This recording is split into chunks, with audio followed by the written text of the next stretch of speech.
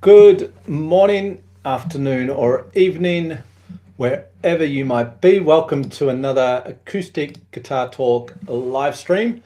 Great to have you here. If you are here, give us a shout out in the chat if you like. Good to see you, Anders, my good friend from Sweden there. We've got, oh God, Mecca YouTube from Canada, Dead Man's Wife. Not sure where from, but somewhere in the world. So let us know where you are, say hi.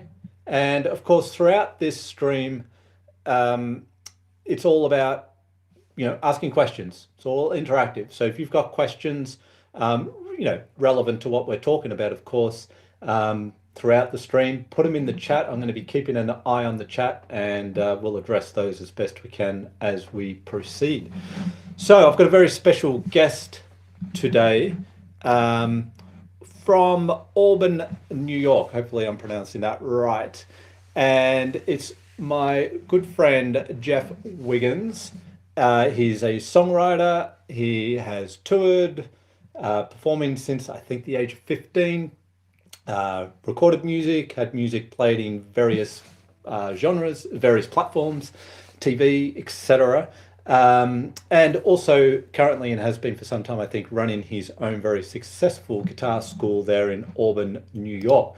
So I'm going to bring in Jeff now. How are you doing there, Jeff? Good day. What time is it, Simon? For me? Yeah. That's just an early 3 a.m. in the morning. Oh, man. I'm a bit of a night owl, so it's not actually that big a deal, and I'm used to doing it anyway, being on this side of the planet. Did I say that right? Auburn? Auburn. Auburn. It sounds fancier if you say Auburn, though. I like it. Excellent. Well, where I am is Melbourne, but a lot of Americans will say Melbourne, and it's what it sort of looks like when you see it, but it's Melbourne. Let's see, we've got someone from Milwaukee. Radu, I'm going to really Okay, Dead Man's Wife is in New York, so not far from you. All right. Jeff. We've got, yes, Kevin in Arizona. I know Kevin is a student of mine. Good to see you, Kevin. And listening with sticky ears. There you go, in North Carolina. I love all these handles. All right. So, what is our topic today? We are talking about basically how the acoustic guitar fits within the genre of rock music, basically. And there's lots of angles to that. There's lots of perspectives and things that you can do, things you might be aware of, things you're not aware of. Hopefully we can touch on all those things today. So Jeff, I mean, you've got a lot of experience writing and, as I said in the introduction, and doing this sort of thing. So how about we begin by looking at how acoustic can change the feel of a song within, the rock genre. So what would you have to, say about that? Yeah, well, so the acoustic guitar does not have to be like one of those deals where either we're playing acoustic or electric. It doesn't always have to be one or the other.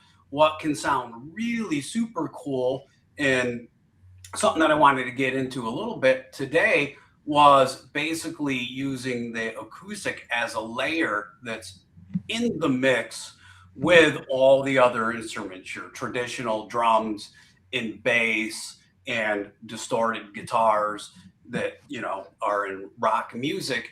And it becomes like this cool layer that adds a little bit of brightness to it, some more attack into the rhythm, and it can also kind of bring a little bit of clarity to the song that isn't 100% there with just the electric guitars, especially if on those electric guitars you are playing bigger harmonized chords that are spanning across more strings and into the different pitch ranges and stuff. For example, open chords or bar chords, like your traditional bar chords, right? They can get a little cloudy with a lot of distortion, and it's very cool adding in that layer of acoustic guitar, and it brings some of that the notes out, but it's in a very subtle way as well. And another thing that you don't think of much is also with the acoustic guitar and the pick attack, you got your guitar mic. So if you're playing an electric guitar, you're not miking your electric guitar, right? It's all the sound is getting picked up, and pickups, and then going into the amplifier, and then the speaker of the amplifier is mic'd, right?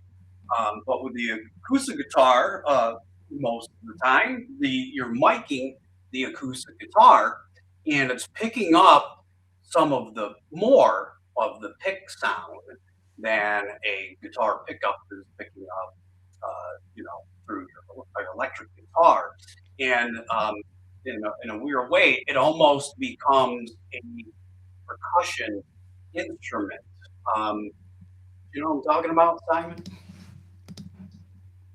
Yeah, definitely. I mean, it is very percussive, the acoustic anyway, particularly in that context. And you can often, you know, it's one of those things. I think sometimes when you're listening to a song and it's got all the electric guitars and whatever, unless you really sort of listen for it, you don't realize that there's that acoustic sort of there in the background with that attack as you talk about, but which gives it that sort of sound, that's probably more percussive in one sense, or sort of operating that way, perhaps. Yeah. So yeah, absolutely. I think that's one way that it can add texture, and it's one of those things that if you don't have it there, you would notice. It's not so much you notice when it's there, you just notice how it contributes to the overall sound. But if it's not there, you realize that the dropout, and it's a way of just adding dynamic, right? To build something, to build to something. Right. Yeah, exactly. It's a very cool sound. So now I'm sure some of you that are watching know exactly what I'm talking about, but some may not, right? So what could be a cool little experience is a experimental take one of my old songs here from Stone Soul Foundation, and I'm going to play it without playing along with it, and then people can listen to it and see if they can pick out that extra brightness, that little bit of shimmer in that top end, and even maybe the pick sound a little bit. Can they kind of pick that out within the context of all of the distorted guitars and the drums and the vocals and all of that? And then we can bring it back and I can play along a little bit just so people could hear maybe even more clearly where that acoustic guitar is sitting in there. Does that sound like a plan? Yeah, absolutely. Let's make it concrete. So you're going to play part of this song, a little excerpt without the acoustic, and then we're going to a couple different sections of the song. Okay. I'm not going to play along. All you're going to hear, what was acoustic wise, is what was picked up in the original recording. So there is acoustic on the track, right? Yeah, there's acoustic on the track. Yeah. And we'll see if people can pick that out with their ears. Sure. And be able to hear that. Okay. Well, let's. Are you ready to rip? Okay. Well, if you don't get audio, just let me know. Yeah.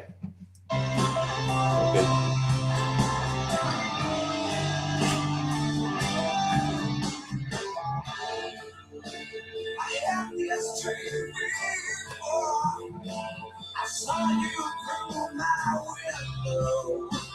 I couldn't open the door.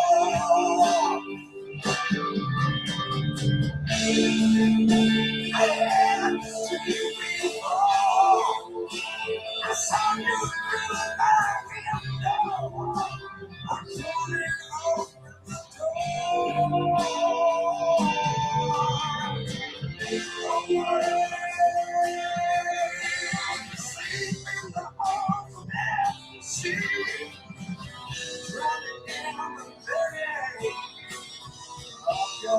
So glad I see your face. I know it's come to this. I'm so forever days. One song to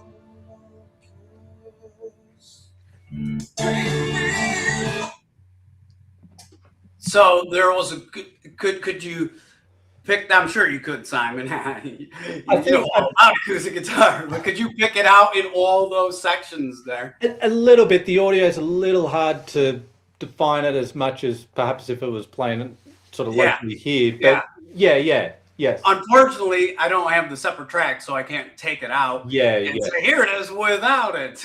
Yes. But if it was missing, you would hear it. Right. Yes. If I played it again and took it out, you'd be like, oh, yeah, there is a difference here. Yeah. It's not up front in the mix, but it's certainly playing a role. Exactly. Yeah.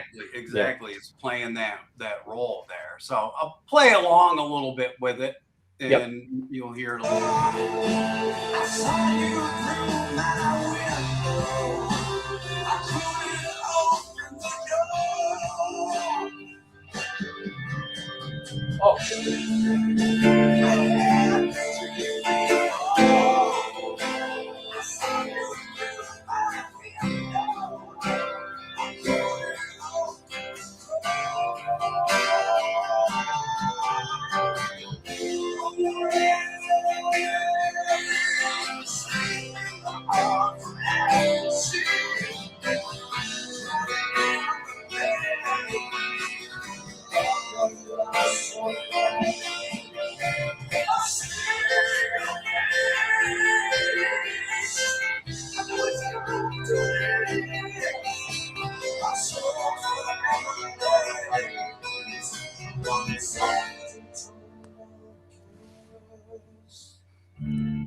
So I went up here and played this a little because actually there's another layer of acoustic guitar, not just the chords, of little triads to add some even more sparkle up on the top end there.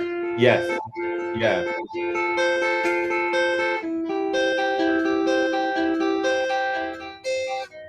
Yeah.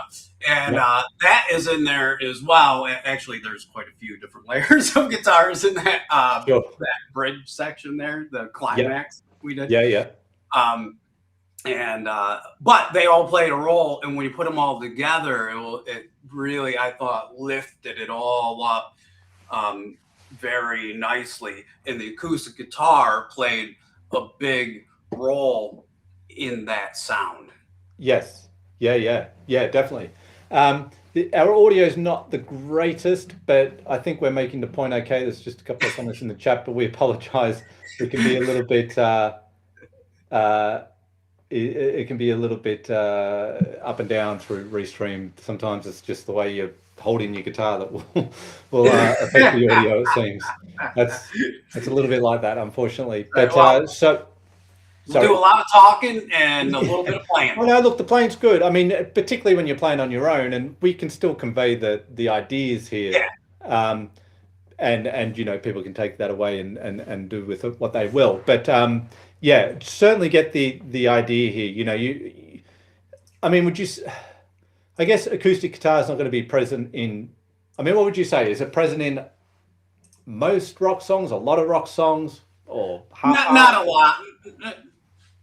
I mean, well, more in rock than metal. Yep. You know, and usually in metal songs, a lot of times they kind of have their own part, and they're a little more. It's a little more like, here's some clearly acoustic guitar, and now here's some freaking distortion slapping you in your face. Yeah. Yeah. You know what I mean? It's not always mixed in. Yes. Like that, like what we just played there. We just got a comment here, Jeff. So you're suggesting that acoustic laid over the electric brings a clarity to the riffs? What would you say?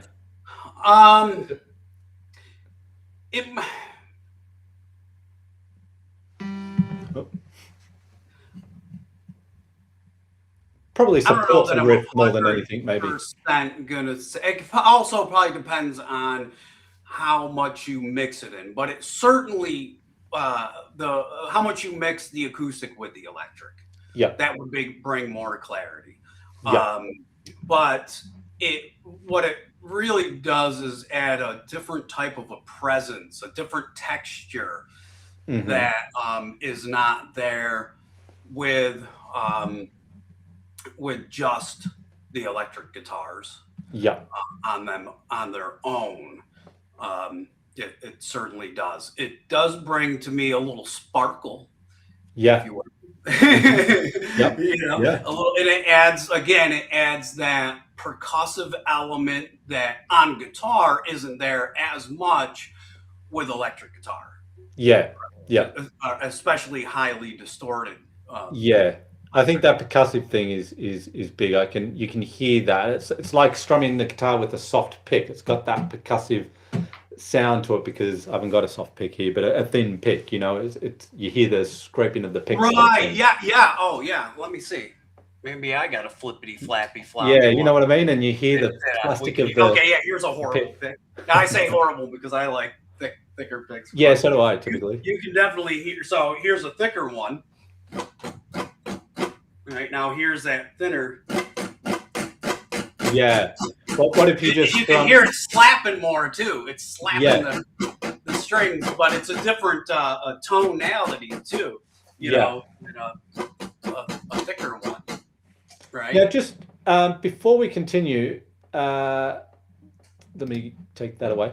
Let's just pause for a moment because there's possibly a solution to our audio here. I want to try it just in case it does fix something. Yeah. So bear with us, guys. This will take not long. Jeff, you see the little cog, the settings below where we appear here? It's to your far right, in line with the mic and the sharing screen and all that. Sources, chat, and help. Where you can get into your audio settings. Oh, hold on. I had a pop-up was in the way. Okay. Okay. So the little cog. So now you wanted me to get into the settings? Yeah, and go to audio. And go to audio, yeah. Is noise suppression off or on? Let's see. If it's blue, It is on. okay, take that off. Okay. Okay. I took Now that off. Okay, but you've now disappeared. Where's your? Have you just taken your camera off or something? Oh, hold on a second. We will be back to normal programming in a moment, guys. So noise suppression off, definitely. But Okay. yeah, and your suppression is off now. Yeah. Is it clear? Yeah, it might be. Well, it's better off anyway. So let's Okay. proceed and see if it helps. But that was the only thing I thought that could make a difference. Okay, so what about as a songwriting tool? So we're talking about acoustic supporting parts and adding percussiveness and dynamics and sparkle, if you like. What about using it more as a songwriting tool? What would you have to say about that? Well, I would say have like a rule, like you know, you gotta when you start writing a song, you gotta do it on an acoustic guitar or something like that. Yep. Certainly not. But in the past, especially because I always have an acoustic guitar just kind of like kicking around, you know, and me being in a rock and metal type band, um, you know, you wouldn't think you'd write songs on an acoustic guitar, but I certainly did, you know, and at some points, you know, it becomes like could become like a challenge, you know, if I can get it to sound, you know, heavy on my acoustic guitar, you know what I mean?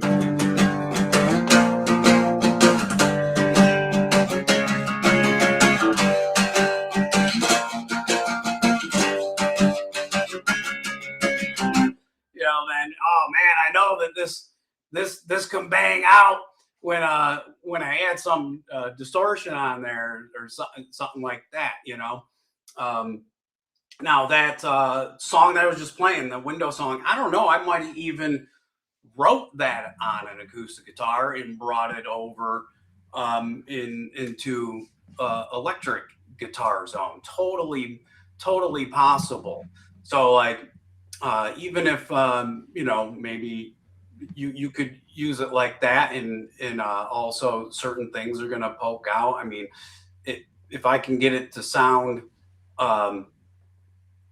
killer on this acoustic guitar, where I got just a guitar, I got no drums, I got no distortion, I got no cool delays going on. I got nothing. If I can make it sound like something with this, then imagine what I could do when I can start adding in other instrumentation, different types of guitars, the bass, the drums, the stuff like this.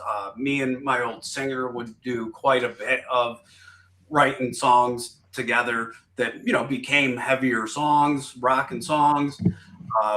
But we would just start it out on an acoustic guitar because we were hanging out in the backyard, you know? So totally. You could use it as a songwriting tune, and you could write virtually anything on the acoustic guitar that you want to. You know, you don't have to be limited, right? Yeah.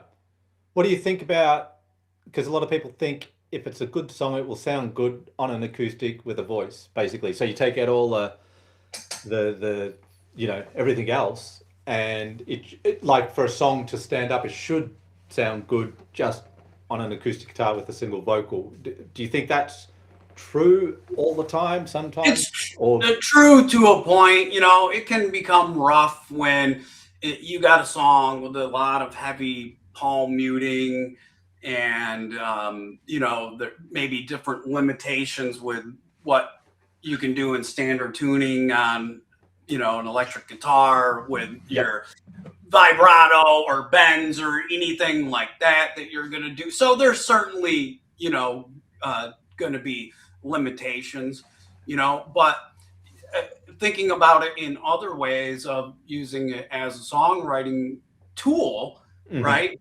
Is just look at the different things that you can do with it as far as affecting the mood or different parts or pieces of your songs, or even using it just as a layer. Like I was showing you those examples there. But there's tons of songs, right, that start out solely on acoustic guitar and then turn into a rock song, or a section might fade away a little bit, and then this bridge comes in where it comes down to some cool acoustic guitar part, even if it's the same thing, but you're just strumming it on acoustic now. Yes. A song, actually, you reminded me of a song off Appetite for Destruction. I think it's called You're Crazy. And that originally was an acoustic, much slower song, and it came out on GNR Lies that came out after Appetite for Destruction. And it was like, oh, they've really slowed this song down and done a real acoustic sort of number on it. But that was the original tune.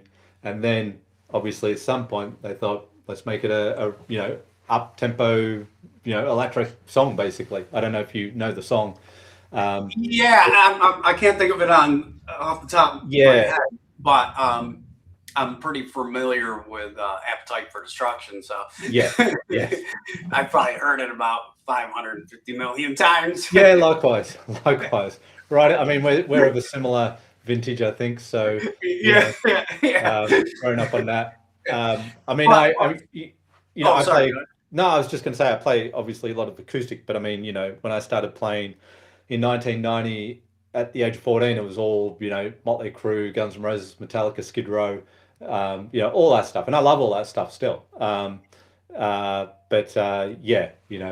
Good stuff. There is a question here, Jeff, about alternate tunings. So have you experimented with that in any way? I would not be the person to ask for alternate tuning. I mean, drop D sounds cool. Yep. I've messed around with that, and it does sound great on an acoustic guitar. Yes. But as far as like open tunings and stuff like that, now I know some people like to just go a half step, just not an alternate tuning, just a half step down. Yep. To add a little more ease to the playing, and there's a lot of singers that like that too. Yep. There's really, you probably would know more killer like alternate tuning type things. Well, I think the idea, and I mean this would have been done, no doubt. You've got a, let's say, rock song, standard tuning, or maybe down a half step, but standard. And then you might bring in an acoustic in an open tuning, just for that difference in the resonating of the open strings and just the sound you get with open tunings. So if you've got a song in the key of G, rock song, everyone's standard tuning, you could put an acoustic track in a G open tuning, just for the difference, the nuances and the timbre of the notes that you get just from being in an open tuning. So no doubt that's been done. But that could be an idea in terms of integrating acoustic into rock music. Yeah, totally. And then there's the whole thing of Unplugged. I mean, Unplugged is huge in the rock genre, and pretty much, I think that came in sort of late 80s, but the real sort of groundbreaking one, I guess, was Eric Clapton Unplugged. And then it seemed throughout the 90s, at least, everyone had the Unplugged, Kiss Unplugged, and everyone. Name a 90s band, there's an Unplugged album, concert, whatever, So what about thoughts on that? Because it's something that's kind of its own thing in a sense. It's not mixing in with a rock tune, but it's still in that rock genre. It's just taking a rock song and making it work on the acoustic. So any thoughts on that, or have you done anything like that with your own tunes for particular gigs, that type of thing? Yeah.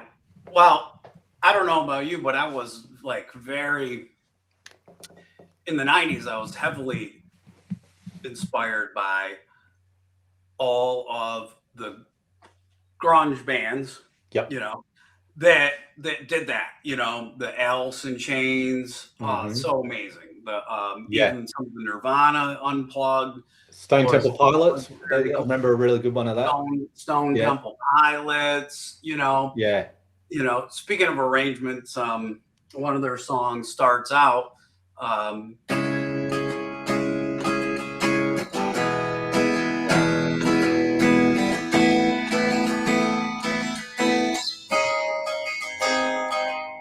right? That's Yep. all acoustic, and then just that little slide electric guitar part Yes. over that intro or whatever, and you know, then it comes in with the distorted guitar. So there's an example of a great songwriting idea, you know. That's very cool and has that cool acoustic sound, but it's still rock. Yes. You know. Yeah. And now you can imagine that they kind of already incorporated some acoustic. So, you know, now they took songs, you know, like Alice in Chains, I think was busting out with the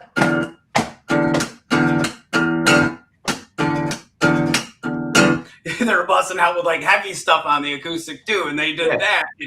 And sometimes, like what we would do, like when we did that with our own songs, because you know we were inspired from the '90s. Yep. Growing up with that stuff, is we would do the same thing. We would go out and do acoustic shows and take you know, the songs and acoustify them. So sometimes you might literally do the part the exact same.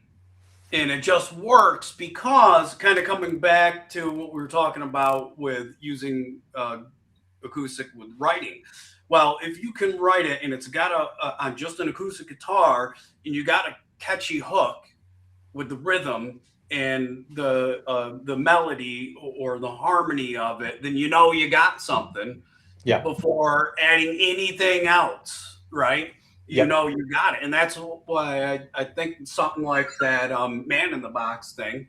Yeah. You know, it's two notes. Yeah.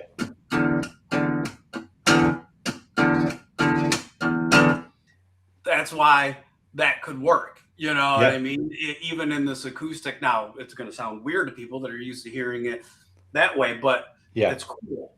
The other cool part about the breaking down some of the heavier stuff into the acoustic is for the vocals, especially if you got a good vocalist. And those bands did Soundgarden, Stone Temple Pilots, Alice in Chains, amazing vocalists that, don't get me wrong, you can hear how awesome they sound on the recorded stuff with the electric guitars and distortion and stuff.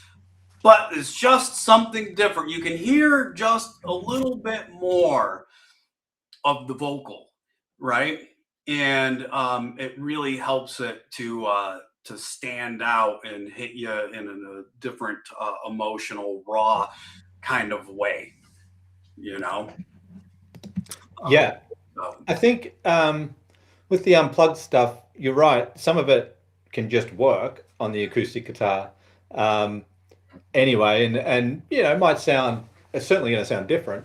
But when I think of unplugged stuff, because I've done a lot of sort of, you know, trio stuff in the past and, you know, full band stuff way back, but sort of doing the unplugged sort of version. So everything we're sort of talking about in the rock setup with, you know, the acoustic providing dynamic coming in and out, and, you know, the electrics doing what they're doing, maybe a couple are coming in, etc., arpeggiating, the drums come in, the bass, whatever.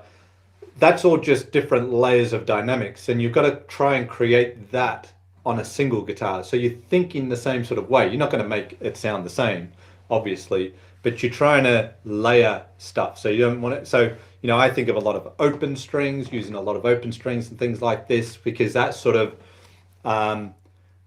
compensates for the lack of sustain that you get with an electric guitar, right? You're playing notes on an electric guitar. It's gonna sustain a lot longer than it will on an acoustic guitar, but we can add open strings or whatever to kind of thicken up the sound and give it a, a bigger sound. And you just want to be able to, play very minimally and have a very thin dynamic, and then have, everything in between to where it's really rocking out. And that could be on a single guitar. So you got to think a little bit more dynamically if it's just a single guitar too, but it could be between two acoustic guitars, of course. So there's lots of things that you can do there. You can change the octave in where you might play something just because it sounds better and more grounded without having the backing behind you or whatever. And there's lots of good examples of this. I'm sure a lot of people know the Unplugged songs to check out. Layla, Eric Clapton, that was quite different to the original, much slower. Slowing the tempo can make the song groove a bit differently. Just a point of difference. We're not trying to replicate the exact feel of the electric song, or else kind of what's the point? Sometimes you get that, and maybe it's not such a great, unplugged version. They're all going to be sort of varying, but I think in the same ways, it's just in a different context in terms of the layering of stuff. You've just got to use what you've got at your disposal: one guitar, one acoustic guitar, or two acoustic guitars, versus having the drums to come in. So I might be a little more minimal with my strumming, so then when I pick it up, it feels like percussion has come in. Whereas if it's the electric tune, you've got the drums at your disposal to come in, so you don't maybe have to emphasize that as much. So you're trying to create the same progression of dynamics up and down, whatever, just using different means to do it, if that makes sense. Oh, yeah, 100%. So like all those things, like one thing you could do simply is if it's a D power chord on the electric thing, I'll make it a D open chord. Exactly. And now I got more sustain and stuff like that to help it carry through more, right? I mean, if you're playing like, right, you might play it more, right? Just exactly. You could add the full power chord in, right? Because underneath every power chord, there wants to be a major or minor chord. So you just figure out, what does it sound better with this as minor, or in this context, or does it sound better major? You know what I mean? For the progression that you're doing. And now instead of just a power chord, you got a full chord. Exactly. Right? And then like parts where things are sustaining, like maybe, on the electric recording or that you did or whatever you're doing, it's just an E power chord sustaining, and G, something like this in a D. Well, what if you don't got drums? You know what I mean? So how good is it going to sound with you just going? Yeah, exactly. You and it's just you and a singer. There's no rhythm. You might have to add some rhythm to that. Yes. Yeah.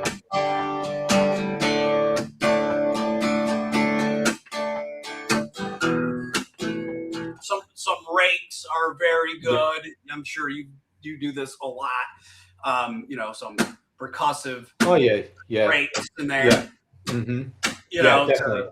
To add in some of that percussion. Yes. It's just guitar, vocals. That's it. I mean, even if on the track it is just a single strum on a chord, on the backing, you might still want to keep it minimal in your unplugged version, but you might, just put a couple of little, just to kind of ground it a little bit, rather than just it's a little bit like that's fine in a mix with everything else, but you might just need to put a little bit of arpeggiate a couple notes in there. Very subtle, not like just a little sort of or some brushes. Yes. So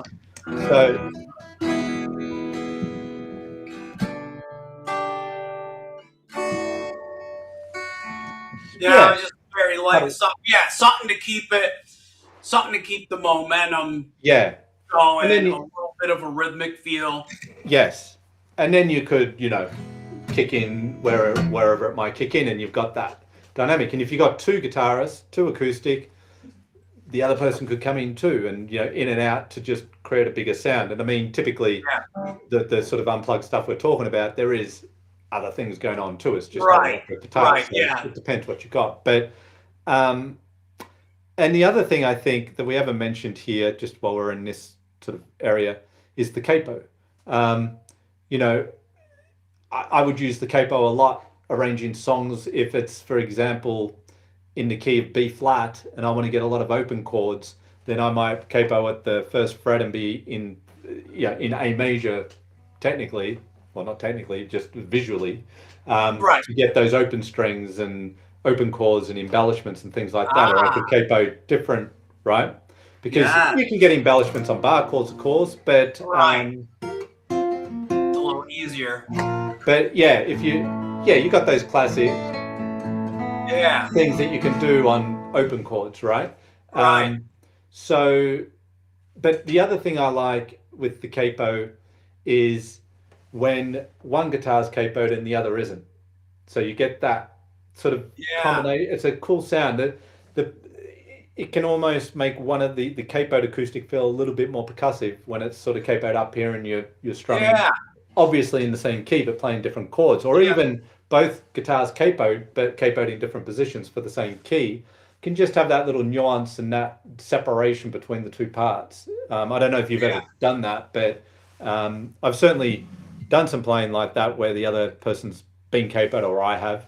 The only thing with that is when you have a fade and you're thinking, oh shit, what's the next chord, and you're looking over to the guitarist to look, it's like, oh, hang on, we're in different keys here, I've got to transcribe it too. So that doesn't help, but that could be a problem, right? But yeah, do you use capo much? Have you done that sort of thing?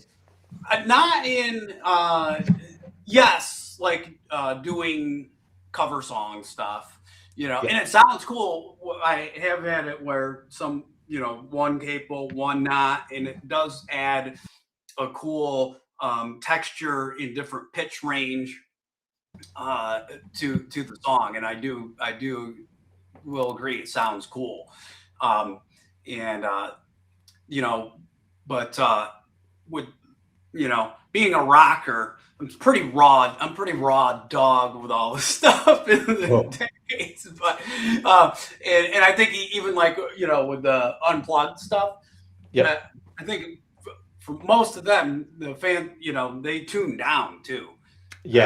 I know that as well, and it does add some more depth, being down a half step, and it makes it easier to play. Yes. But got a question here, Jeff.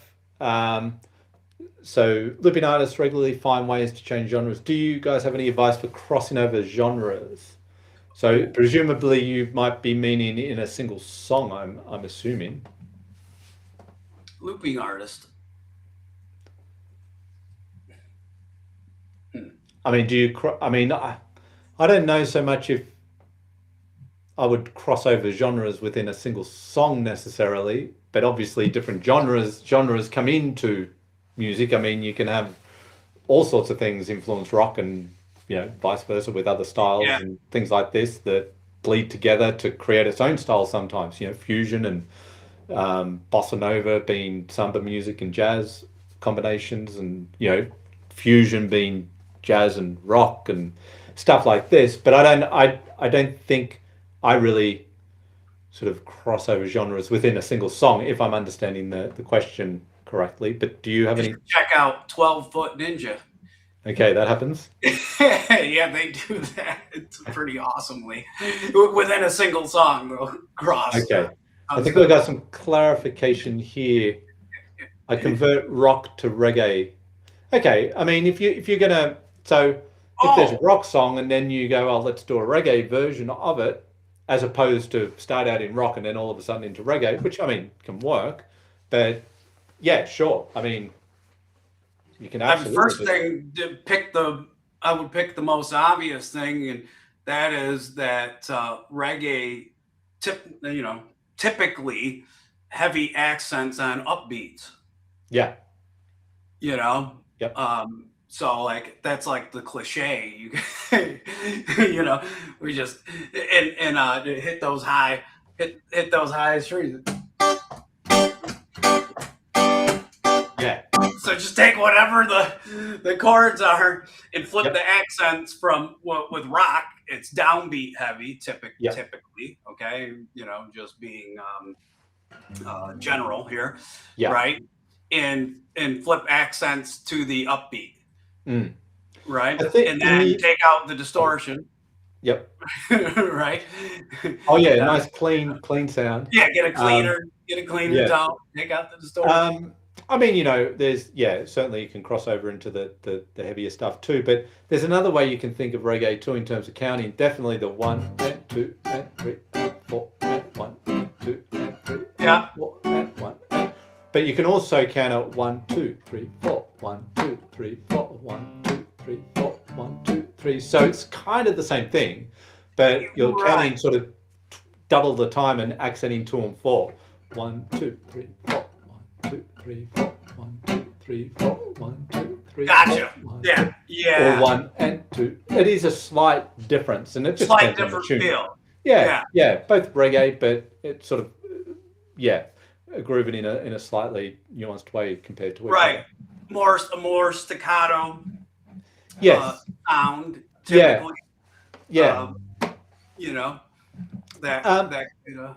So what about just in terms of acoustic for arrangement and emotion? I mean, we've sort of been talking about this more or less, but you know, sort of ballad, where it sort of features a little bit more rather than being a supportive role. So when we were talking initially at the beginning of this stream, you're talking about, you know, the percussive element that acoustic can bring to a song, or, you know, the picking of the triads to give it that sparkling sort of sound or bigger, deeper sound.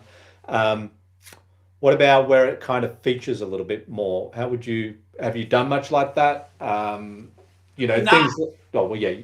What not a ton. We did do one song where it was acoustic and clean electric the whole way through, right? And that was pretty cool. But you know, without getting in a rabbit hole with that, you could. One thing that sounds cool would just to be think of dynamics, right? So you got simple chord progression or whatever. Maybe for the verses, it's just light strums.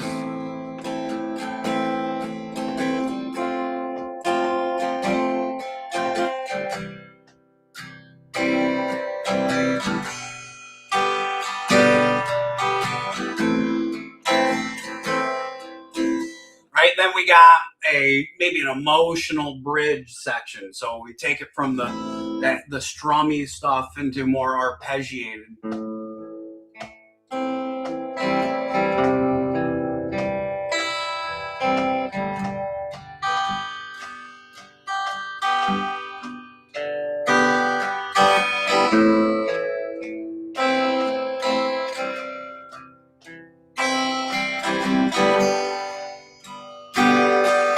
Then for like the choruses, where we really open it up, bring it up.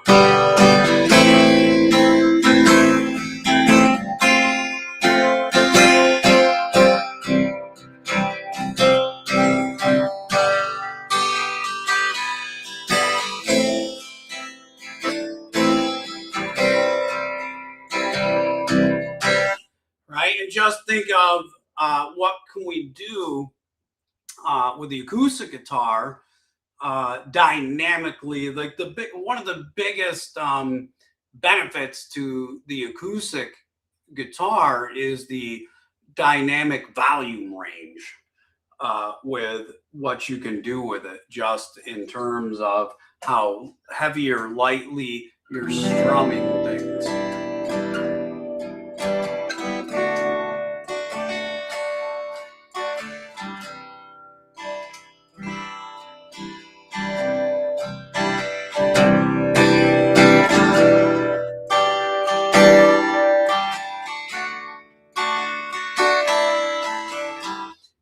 and we want to use that to your benefit, right? Because even if you didn't have drums or any other instrumentation, you can get a lot of movement just in the dynamic range and with the articulation, the chords versus strumming versus arpeggiation, or the mixture of the two things, and then just envision in the arc of the ebb and flow, or arc of the song, and how you want that to come to play out, right?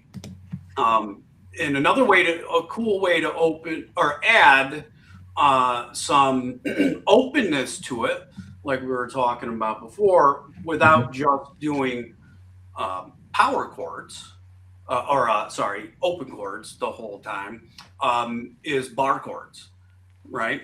So you simply take and it sounds great with a major bar chord. We take a major bar chord, but we open up the B and E string. Yeah. So I had this one tune that kind of did something like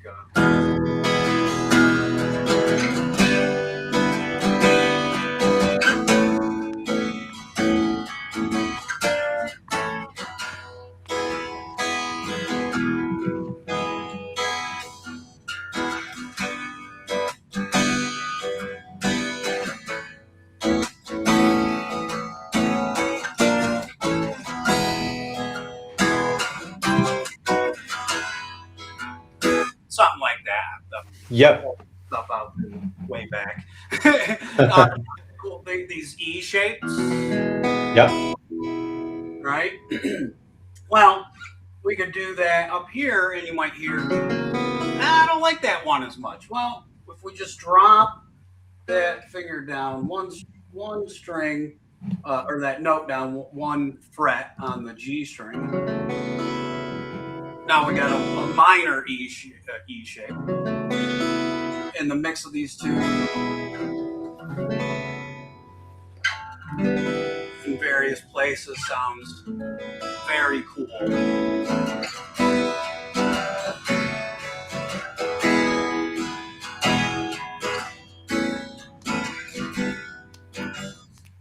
And I'm not going to say do this here. You use your ear for what sounds good where. Yeah. If you move this up here, don't do that. That's not bad. A little more dissonant, but that's even prettier. I like that. Do I like that? No, I'm going to make it the major one. Okay, Yeah. cool. Right? Do I like that? No. I don't even like that much. Okay. There we go. Very good. Does basically base off this A. Yeah. Base off that G there, and then just your E here. It's kind of like an F sharp minor in a way. Yes. And you can find all sorts of cool sounds and songs that you could write doing that. There's a whole bunch of other stuff too, but Yeah, that idea of carrying open chords up the fretboard is always a good one. Even if you just had like a basic 1, 5, 4 progression in C, you can take that C chord and move it up.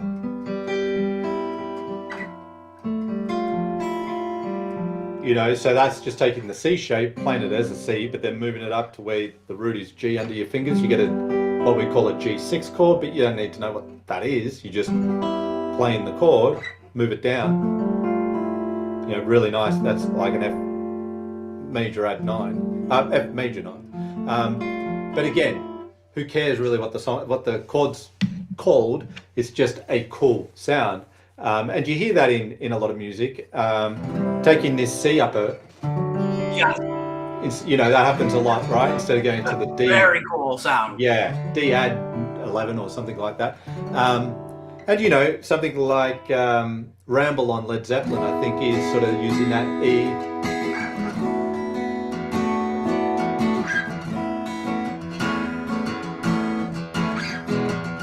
I don't even think that's exactly the feel of the song. I can't think of the feel, but it is using that chord progression. God, yeah, it's just escaped me. But again, it's just the E chord moving down to play, E, D with an E in the bass. So yeah, you get all sorts of dissonances and stuff like that. But it's just dissonance. It can work. It's just various degrees of tension. So it just depends how you use it. So Right. that's that. But yeah, that open chord thing up the fretboard's great because you don't have to learn any new shapes, and you get these really cool, more advanced sounds, which can sit nicely in the mix of someone playing standard, voicings down, in the open position or as bar chords. So, what would you say then, Jeff? Someone's watching here today, they want to experiment with this. I mean, there's lots of ideas to work with, but would you have a particular advice on how to get going with it, or what to do to begin, or an order perhaps, or what's easiest versus hardest? Well, one thing you could do if you want to get into the whole mixing the acoustic with the electric, obviously you're going to need to either be able to record yourself doing that, which these days isn't very difficult to get going um, inexpensively, or you have to have another musician that you're playing with that you can experiment together to hear how that sounds, but grab the acoustic guitar to write. And see, the thing is, people watching your channel probably all play acoustic guitar. So you got to go get an electric guitar now. There you go. You got an excuse for the wife. Okay, Yeah, that's right. Electric guitar now. Gonna make a bit more noise. But try you can try writing something on the acoustic. If it sounds good on the acoustic, then at least you know it's going to sound good there. What would it sound like now if I add a layer of electric guitar in? And maybe with that electric guitar layer, may I have to take more of it away and let the acoustic play more of the harmony, right? So if I got a full G, might sound crisp and clear on the acoustic, but when you play it on the electric, you don't like it as much. Well, we can just make it a power chord. So that'll be the part for the electric guitar. It's going to be just the power chord part of that, right? Or maybe you add just the third back end of the chord, so where your second finger would be, right? But we leave those other two strings out of there to make it a little more defined on your electric guitar, right? And then we put the two together and we'll have a very brilliant sound. Yeah. And we'll also have some of that awesome distortion in there and that all of us rockers and metalheads love, but another great sound, Nutshell, Alice in Chains.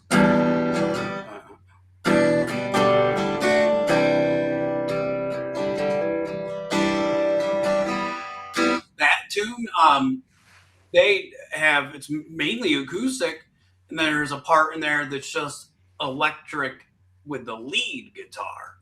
That's a very cool sound. So you could record yourself doing a nice clean acoustic part, and then try to layer an electric guitar part on top of that and see how that sounds. That might be a little easier way to ease yourself into the whole mix of the electric and the acoustic, Yeah. But I don't know. Other than just, I thought that we went through a lot of very cool examples and ideas that people could do. So I would say just take some of these ideas that we were talking about and run with those because they work, and it sounds awesome. Absolutely. And I also think just looking at tunes that do this, so you can sort of learn by seeing it being done, and listening, or maybe you got the music that's got the score and it's got all the parts, and you can kind of see how it's been used. Covering the things that we've talked about today. Before we wrap this up, I will just let people know who are here about an ebook I got that's related to what we're talking about here in a sense, and that is creating unplugged songs of acoustic versions of songs, if you like, of rock guitar songs or electric songs, full band songs. So this ebook basically goes into some detail of some concepts, things we've talked about today in terms of replacing power chords with bar chords, full chords, open chords. I think there's some stuff about using the open strings to create a bigger sound. There might be some sort of open chord stuff going up the fretboard. There is another book that follows this one, and I'm pretty sure it's probably linked inside this book, where you'll find it on the website as well. And that also goes into more ideas for creating unplugged songs. So we're not talking about so much in the context of electric guitar, we're just talking simply about taking an electric guitar song and arranging it for acoustic, and what are some ideas we can use that might work. And so it gives you a range of those. There's audio in there. It does cover capo usage as well. And there's audio in there to sort of show you the difference or the comparison, if you like, with the particular acoustic esque type techniques used and concepts. So if you want to check that out, you can see the link there, but it's quite a long link, but I'll put it in the chat as well. I've just put it in the chat there, so you can click on that. It's free. You can download it and see what you might get out of it. In fact, follow, I've just realized, follow the link in the chat. That is the wrong link below the book. I did not update the link below the book. It's not a link anyway, but it's the wrong web address there, right? That's a completely different ebook with arpeggios. So the link I've put in the chat is the correct link. Okay, so click on that and you will be able to check out that ebook at your leisure. So thank you, Jeff. I really appreciate your time coming on, giving us your expertise and experience in terms of rock and the place that acoustic guitar holds in that genre. It's been very cool. Awesome. Thank you. And we thank you everyone for coming very much. Yes. Appreciate that. And you can check, there will be a replay of this on my YouTube channel. It goes up after we finish, so it's probably, a matter of 10 minutes or something like that. So that'll be in the live section on my acoustic guitar channel, and you can check it out there if you want to watch back parts. And thanks again, Jeff. Thank you, everybody. Enjoy your morning, night, afternoon, whatever it might be. And we will see you in the next live stream. Bye for now.